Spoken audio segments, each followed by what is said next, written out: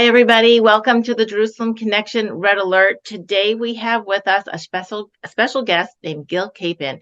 He is a personal friend and colleague and lives here in the DC area.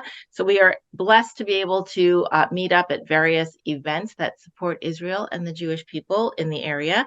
Gil works with AJIRI, the American Jewish International Relations Institute, AJIRI. And Gil will talk to us about his work with that organization, which is a organization that seeks to reverse the decades-long discrimination that the UN has against the modern state of Israel.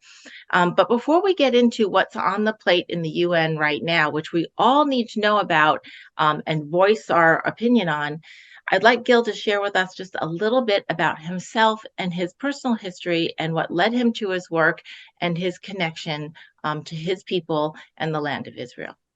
Hi, Gil. Welcome. Thank you. It's good to be with you, Amy. It's always good to see you. I'm glad to share my own history because I think it is relevant. I was actually born in Israel. My dad was a medical doctor. He grew up in Texas and then New York and became very attached and attracted to Zionism when he was in college and then medical school. And after medical school, he went to Israel to learn Hebrew. And, in Israel, you go to learn Hebrew in an intensive seminary called an ulpan. He went to an ulpan to learn Hebrew and met my mom there. She was his teacher. And I was born in Israel. One other brother was born in Israel. And my father brought us back to the United States when we were very young, but he had us speaking Hebrew at home. He had learned very well how to speak Hebrew and really was passionately in love with the Hebrew language and wanted us to speak at home. So we grew up speaking Hebrew, going to Jewish school. We had good exposure to Jewish education. And I went to Brandeis University and studied Middle Eastern studies with a particular focus on Islamic and Middle Eastern history and Arabic language. And then went to the University of Chicago, where I did a master's in Middle Eastern studies. Then I came to Washington, spent many years on Capitol Hill. I worked for Congressman Dan Burton of Indiana, who was a senior Republican on the Foreign Affairs Committee. I worked on the Foreign Affairs Committee, first on the Africa Subcommittee, where I was the Republican staff, and then I was the staff director of the Western Hemisphere Subcommittee. And then was in the private sector for a little while and met a great man named Richard Shifter, who was a legendary American diplomat who had been born in Austria, was a Holocaust survivor. His parents never made it out. They got him out as a boy. He came to the United States, never saw his parents again. He became a very prominent attorney and a diplomat. He was Jeane Kirkpatrick's deputy ambassador at the United Nations, was the U.S. ambassador to the UN Human Rights Commission in Geneva. And then he was the Assistant Secretary of State for Human Rights at the tail end of the Cold War. And he was responsible for the negotiations with the Soviet Union on Soviet Jews and Soviet Christians, served in both Republican and Democrat administrations. And when he left government service, he founded our organization, AJIRI, American Jewish International Relations Institute, in order to focus on this special treatment that Israel gets at the UN. He felt that more could be done to combat this constant propaganda and this infrastructure within the UN that targets Israel.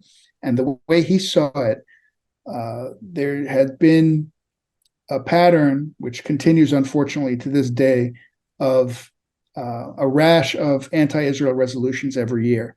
But he focused on three of them because they were three annual resolutions that authorized, reauthorized, and funded three institutions within the UN. It's worth spending just a minute on that because it's really relevant. They are the Palestinian Committee, officially called the Committee on the Exercise of the Inalienable Rights of the Palestinian People, the Palestinian Division, the Division for Palestinian Rights, And the third one is called the Special Committee to Investigate Israeli Human Rights Practices. Now, mind you, no other country at the UN has the honor of this kind of special treatment, of special infrastructure dedicated to defaming it, criticizing it, microscopically examining its human rights record. Although I should say one country in the history of the UN did have similar treatment, and that was apartheid South Africa. So the goal of this infrastructure at the UN, of this apparatus, has been to equate Israel with South Africa, to create this idea, this impression that Israel is uniquely evil, that Israel is a pariah, that Israel deserves this kind of special treatment. And so that's why we disagree with those who say, well, it's just the UN, who cares what happens there, let's ignore it. We think it's important because what goes on at the UN, this constant defamation of Israel that goes on at the UN year by year, and built into the UN infrastructure, plays a role in the worldwide propaganda against Israel. It helps to create the basis for things like BDS. And to give you an example, this Palestinian committee that is, again, unique within the UN system, and its staff basically is the Palestinian division.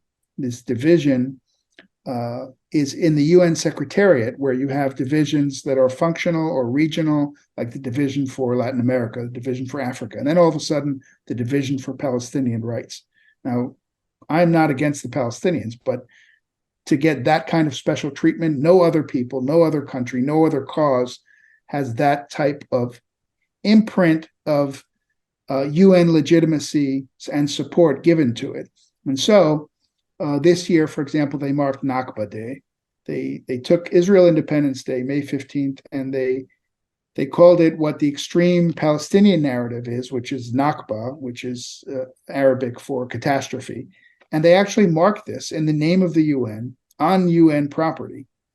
And although it was the first time that they marked Nakba Day, every year on November 29th, including a couple of days ago, they mark the date of the partition by passing a raft of anti-Israel resolutions, which I always thought was ironic because the date of the partition was the day there could have been a Palestinian state. Right. And it was rejected by all the Arab countries at that time. They waged war on Israel. You and your viewers, of course, know this history, but I always thought it was ironic that they chose that particular day to highlight the fact that they never accepted that UN resolution to begin with, and they use it every year to support what they call the International Day of Solidarity with the Palestinian people. So that's the background, and we can discuss.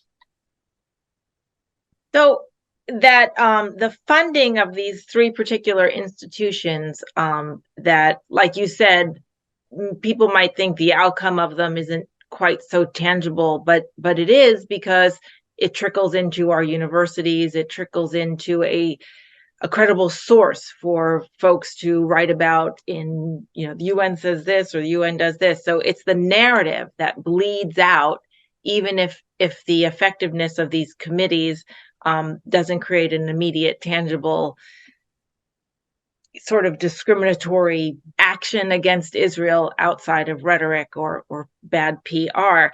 So they get funded every 2 years. And right now, October 9th, November 9th, sorry, 30 some days after the horror of October 7th, where we saw, the information is still coming out about exactly what Hamas did and how much the Palestinian people or citizenry or civilians were involved, the very least complicit, or some were participating. And yet this resolution to fund it was in its committee stage on the 9th, and it still got approved to go to the General Assembly to vote. So I'm going to put a screenshot up so people can see that resolution. I'll get it from the website and share the link so people can go look at it. So talk about talk about the purpose of that resolution and how funding it is just the attitude behind the committee that funds it, or the committee that approves it to go to the General Assembly for the vote, and then what you guys, your AJIRI does in order to help advocate for people to see the reality of why that resolution is in bad faith, or the very least bad faith, and then to get them to actually participate with a no rather than an abstention vote. Yeah, well, first of all, you're absolutely correct. This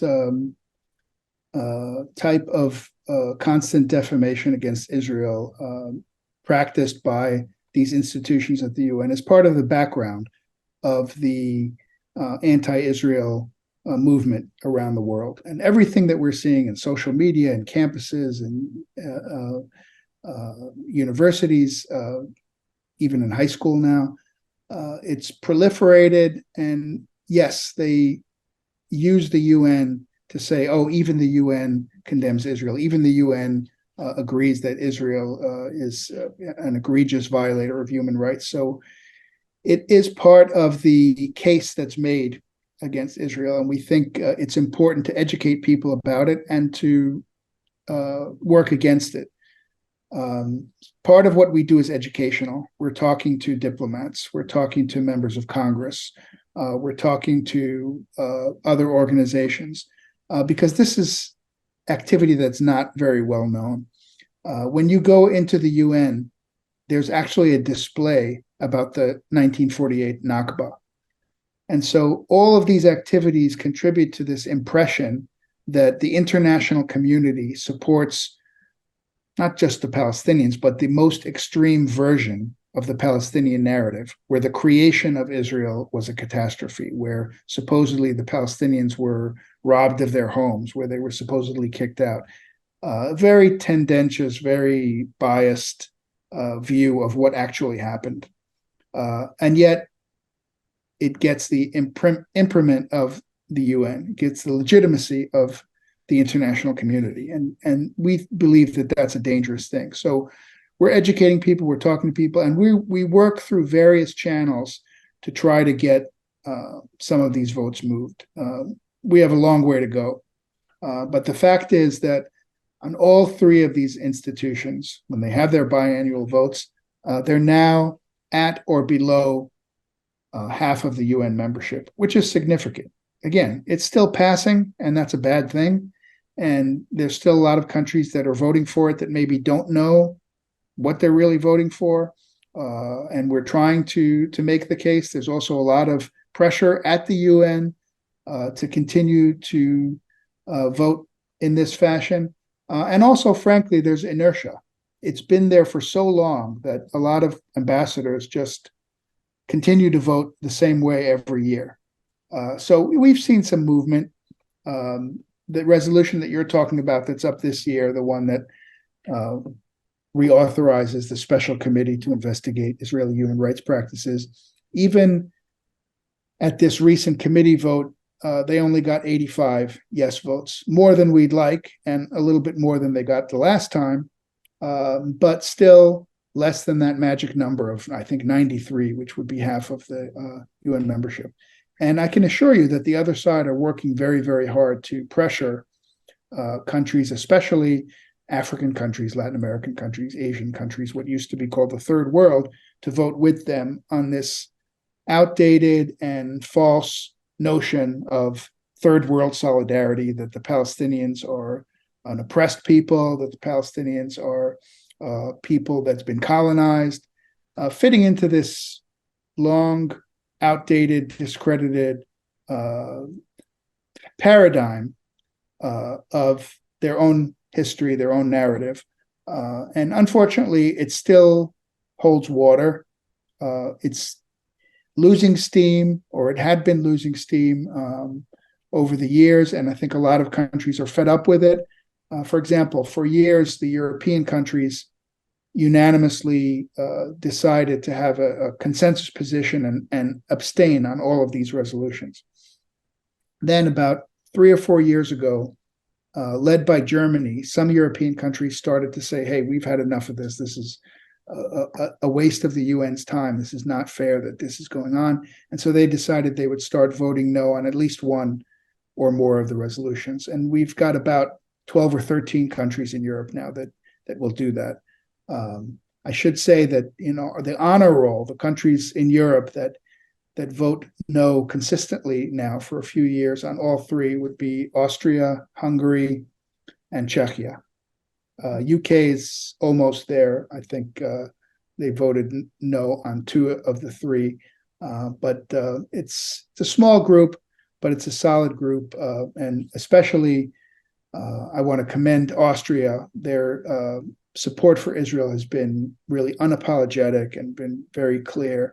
And it's sort of ironic that Austria, which was the birthplace of Hitler and has a complicated history, to say the least, when it comes to the Jewish people, has emerged in recent years as probably Israel's best friend in Europe. Wow. And is the U.S. voting no consistently on all three or any number of them? Yeah, I have to say that across every administration, since these resolutions have been offered up at the UN every year, there's been consistent opposition on the part of the U.S. The U.S. not only votes against it every year, but encourages other countries to vote against it, and includes all three of these resolutions that we're talking about on a limited list annually of important resolutions. In other words, resolutions that the U.S. is telling its friends around the world, we want you to vote against this. This is important to us. We always think more can be done to encourage countries to work against this, to vote against this, but certainly the official position and in terms of the diplomats of the United States working at the UN and in capitals around the world, there's been a solid and consistent pattern of opposition to this. So American listeners and viewers can definitely take some comfort in knowing their elected officials have been steadfastly on the right side of this, and our appointments into the UN. What can we do besides educating ourselves and making sure our friends and neighbors and colleagues and family members understand what's going on at the UN? And I'll share the press release that came out from the Congress a couple days ago in that regard, supporting the no vote. But what can we do? Can we voice our political opinion with letters or emails to our representatives? Or is there another way we can encourage your staff, you and your staff, or help them with resources so that, okay, we got America on the right side of this, but you're working internationally, right? You're using your time and your efforts to travel to, book meetings with, and continue to educate and influence that knowledge so that these folks will have the courage to vote no. And with that, maybe you can explain why the actual activity of voting no seems to be so difficult, and abstentions, while helpful to think about the mindset, doesn't help defund these committees. Yeah, that's a really good question. I've discussed this with many friends that are diplomats or have been diplomats at the UN. And what goes on there, it's kind of a world of its own at the UN. Ambassador Shifter used to say that there's the real world and there's UN world. And the rules governing behavior at the UN is really its own thing. And the pressures that ambassadors are subjected to are not very well known. There certainly over the years have been heavy-handed tactics, even nefarious goings on, blandishments of different sorts given to countries to vote on resolutions a certain way. But even apart from that, it's hard to get to the bottom of that. We think that over the years there was Libyan money that changed hands, and part of the deal was you better vote with us. And I should say that the origin of a lot of this anti-Israel activity at the UN was in the 1970s, when Cuba and Libya basically got together and took over the UN in the form of the non-aligned movement. So you had this big block of the Islamic countries, the OIC, Organization of Islamic Cooperation, and then you had the Soviet bloc, the Warsaw Pact countries, and that was an automatic majority. And in many ways, the legacy of that continues. And I think that's part of what we're seeing on these resolutions, this residual pattern of solidarity with third world countries. It's preposterous that in 2023 we're still talking about this, but there is that legacy that's still there. The other thing is that it doesn't even have to be a nefarious thing where, oh, people are bribed. I mean, that's not unheard of, but it's actually more insidious than that, and more innocuous in a way. There is a culture that exists at the UN where countries are pressured to vote with their bloc. And even though it's been eroded, that's why we've seen the numbers coming down in a good way, in a positive way. But there's still this existing pressure to vote with the crowd, to vote with the gang. And a country that goes against the grain not only could be made to feel uncomfortable, but could actually suffer consequences. I'll give an example. Guatemala has been one of our best friends. Guatemala's been solid, voting against all of these important anti-Israel resolutions. I think they've paid a price for it. I think they were a candidate one time for Security Council. They didn't make it. Certainly their support for Israel has worked against them. There are several examples of that. Canada, for example, has been a consistent supporter of Israel at the UN.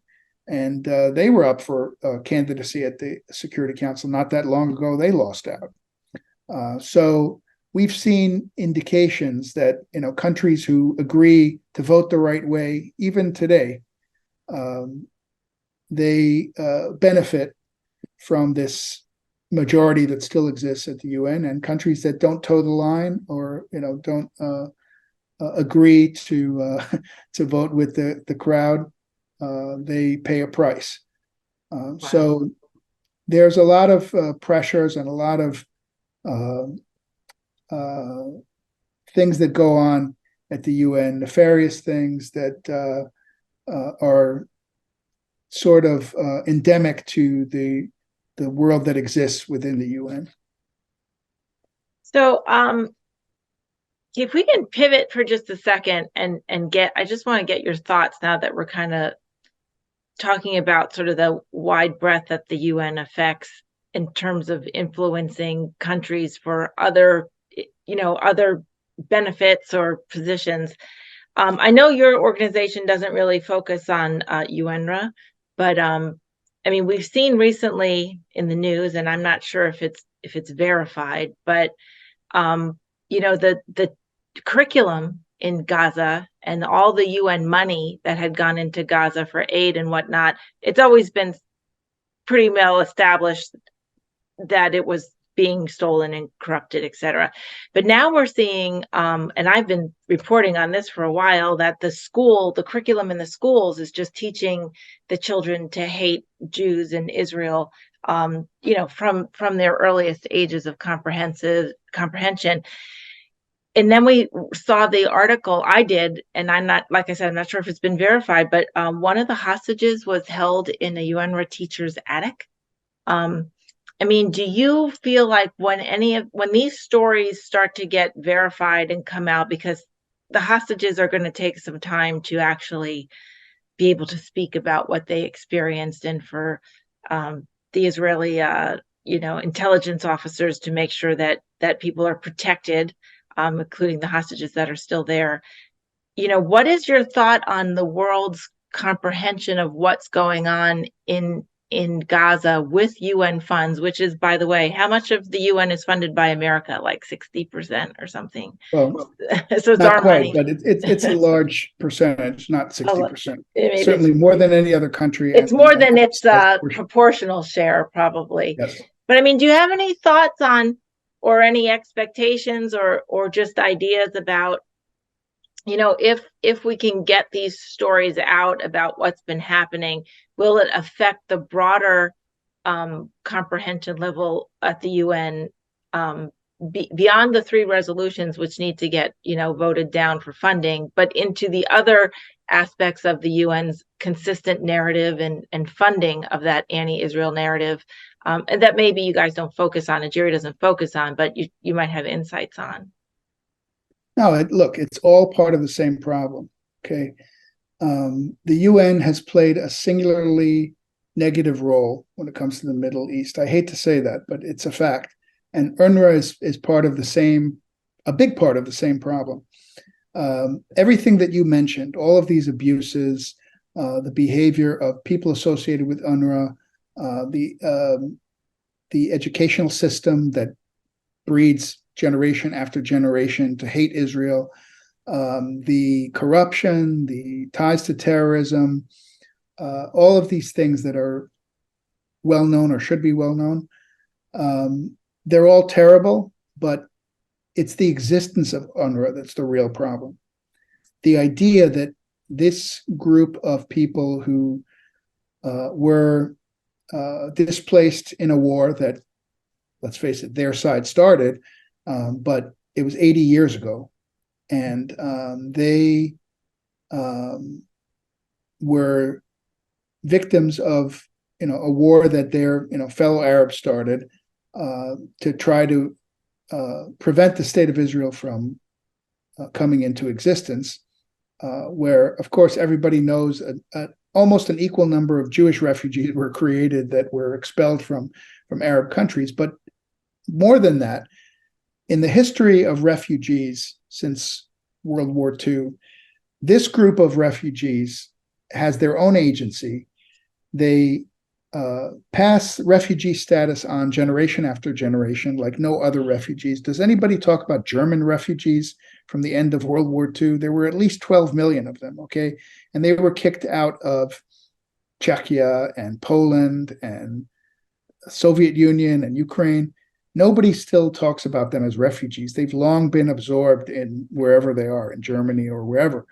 And yet, this idea that the Palestinians are this unique country that have to have their own agency. And again, the worst part of it is it's perpetuating this idea that the creation of Israel was this unique evil that caused the suffering of these people, and that these people who still live in refugee camps, still are called refugees, still are recognized as refugees by the international community, are waiting to return to Israel. This is the core of the hatred against Israel that leads up to insane violence like we saw on October 7th. This terrible pogrom against innocent Israeli citizens. And I can't emphasize often enough, none of those people that were killed were, quote, settlers. Not that that would be justified, but right. The people that were killed were across the border. They were peaceful citizens. In many cases, they were literally pacifists. The people that were working to try to create good relations. They were bringing Gazans across the border for medical treatment. They were members of Peace Now. They were members of left-wing kibbutzim, and it didn't matter. They were Israelis, they were Jews, and they were slaughtered on that day. It's interesting that you used a word a moment ago. You said this Palestinian country that no other country has this special committee for, but Palestine was never a country per se, and it was before 1948. It wasn't even identified as an Arab, necessarily an Arab, exclusively Arab region. A lot of people from Europe, a lot of Jewish people from Europe started emigrating to the area in the 1800s, right? The late 1800s. And Palestine was a mix of Arabs and Jews, and the Palestinian Post was written in Hebrew, I believe. So I think that there's a lot of education about what I would consider recent history. I look at history from the time of Genesis, so the last 200 years or so, I consider recent. But I think it's important for our viewers to understand what you do and why you're doing it, what we can do to help.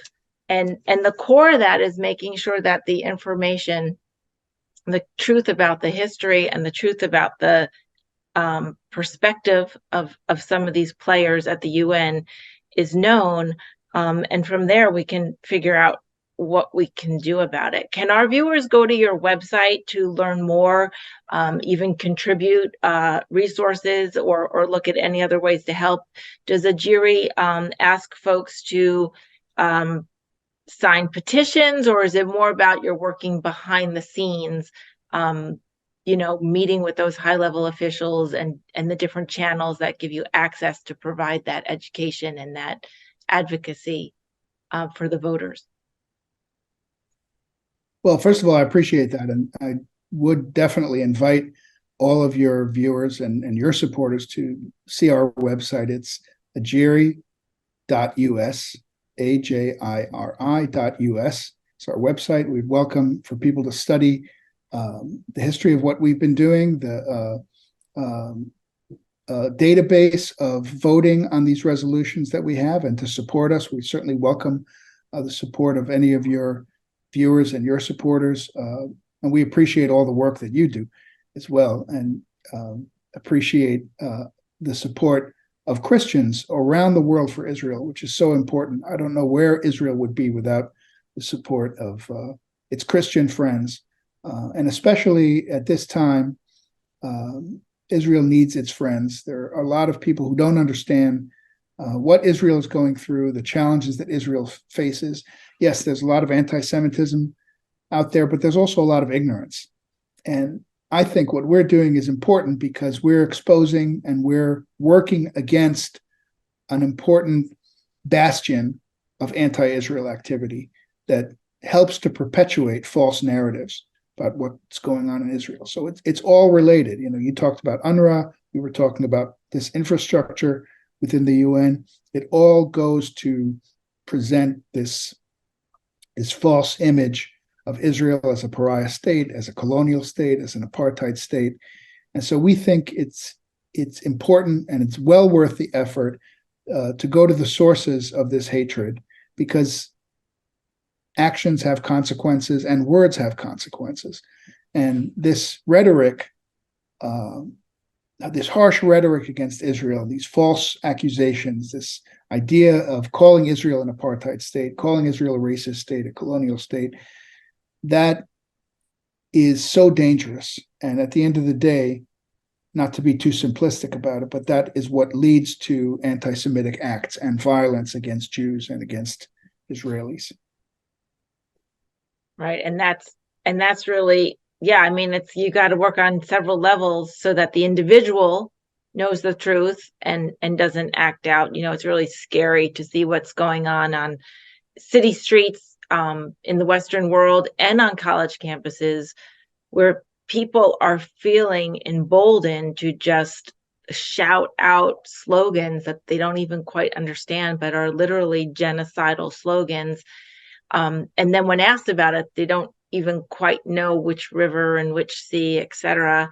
But that, again, like you said, it all trickles down from 40 plus, almost 50 years of the drumbeat of anti-Zionism at the UN that trickled into our colleges, our professors, our faculty members, our curriculum, down to the high school level, as you mentioned. So we want to just reiterate, Gil, you were born in Israel, so I'm assuming you still have very close contacts to Israel in terms of friends and family that are there now, as well as your family here that are probably just distraught over what's happening to their friends and family. And we want you to know that our heart is with you all, and that we will never waver from that position. And we'll do whatever we can to help. And we'll have you back to update us on these issues and also share any other insights about ways we can help. We're a praying community, so we'll certainly have your work and your organization on our list of who to support. Gil, is there anything else you want our network to know before I let you resume your important work today It is Shabbat that we are recording this, so I don't know what your timetable is to get offline if that's how you work. But what else can we do, or do you need us to know so that we can move forward with actions, even if it's just continuing to study the topics and articulating those around the water cooler, at the dinner table, etc. So those false narratives are countered. Well, Amy, I think that one of the most heartbreaking and depressing things about the current situation since October 7th, and I know you and all of your friends and supporters are feeling this every day, just like we are, and just like the people of Israel are. One of the most depressing things has been that even after this modern day pogrom against the people of Israel, this unjustified, barbaric slaughter and the suffering that was caused to so many people, and really to the entire people of Israel, that this somehow has energized anti-Semitism and has given new life to anti-Zionism and to the anti-Israel movement.